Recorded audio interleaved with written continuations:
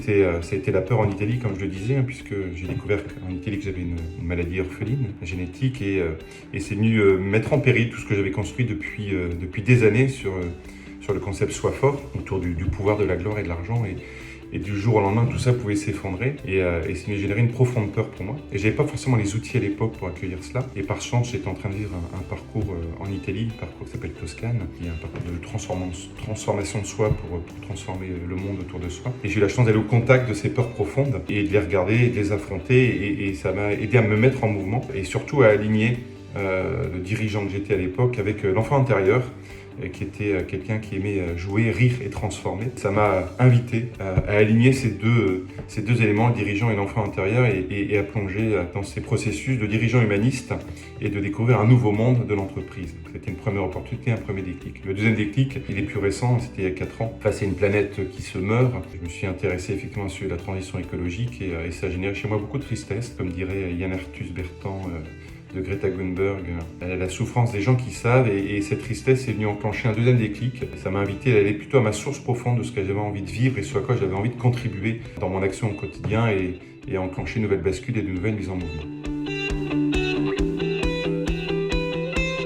La première, c'était de lâcher mes peurs, et la deuxième, c'était de regarder mes croyances. Au fil du temps, j'avais accumulé un certain nombre de peurs, les peurs de l'argent, les peurs de perdre du pouvoir, les peurs de ne plus être aimé, les peurs de ne pas savoir, de ne pas maîtriser. Et ces peurs, eh bien, au final, me limitaient dans mon quotidien, dans qui j'étais, mais aussi dans mes prises de décision. Et l'exercice d'aller regarder ces peurs, d'aller au contact et de les accepter, voire même de les partager, d'oser ma fragilité, a généré une nouvelle voie, une nouvelle forme de puissance d'homme et de dirigeant, et bien plus créatrice de valeur qu'auparavant. La deuxième chose, c'était les croyances. Les croyances, c'est ce petit paquet, ce petit fardeau qu'on nous transmet en étant enfant et qu'on vient renforcer au travers des expériences. Eh bien, je voyageais avec beaucoup de croyances freinantes, et le fait de faire cet exercice, d'aller écrire ces croyances freinantes et dynamisantes, a été aussi libérateur pour moi, pour oser pleinement qui j'étais et oser pleinement le nouveau.